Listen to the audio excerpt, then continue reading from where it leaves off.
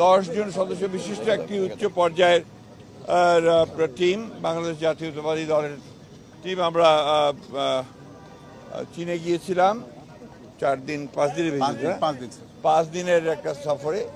আমাদের এই সফরটা মূলত ছিল রাজনৈতিক। আমরা চীনের যে কমিউনিস্ট পার্টি আছে সিপিসি, তাদের আমন্ত্রণে আমরা গিয়েছিলাম। আমাদের এই সফরটি অত্যন্ত সফল হয়েছে। আমাদের দেখা হয়েছে, মিটিং হয়েছে, অত্যন্ত চমৎকার একটা মিটিং হয়েছে।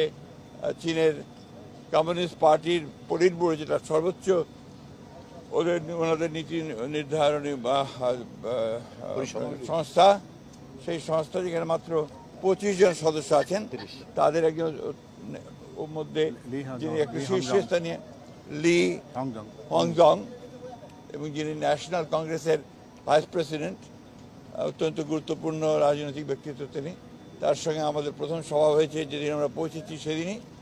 এবং তারপরে চীনের যে বৈদেশিক আপনার বিভাগ আছে কমিটির, মানে আপনার দলের, অর্থাৎ সিপিসির যে আন্তর্জাতিক বিভাগ রয়েছে, তার 2 জন মন্ত্রীর সঙ্গে অত্যন্ত গুরুত্বপূর্ণ ফলপ্রসূ আলোচনা হয়েছে।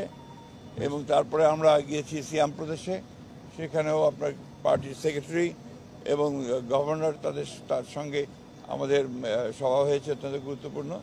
এবং কতগুলো চীনের জেলা, অর্থাৎ আপনার বাইরে, শহরের বাইরে, যেটাকে আপনার ওনাদের যে জেলা দেখতে গিয়েছিলাম, গ্রাম দেখতে গিয়েছিলাম আমরা। এবং আমরা আপনার আজকে কমিউনিটি দেখতে গিয়েছিলাম সিয়াম শহরেই।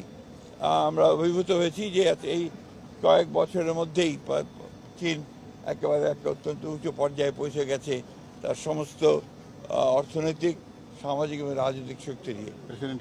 এবং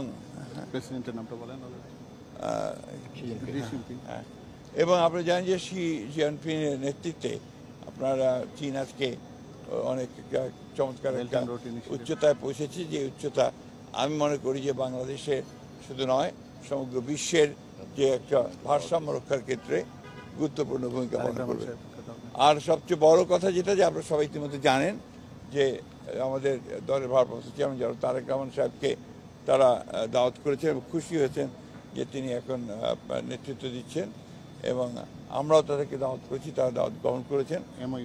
এবং একটা পার্টির মধ্যে, পার্টি টু পার্টির একটা 2 বছরের রাজনৈতিক ডায়ালগের জন্যে, পলিটিক্যাল ডায়ালগের জন্যে একটা MOU করার আলোচনা হয়েছে। পুরোটা আমরা জানতে পারবেন।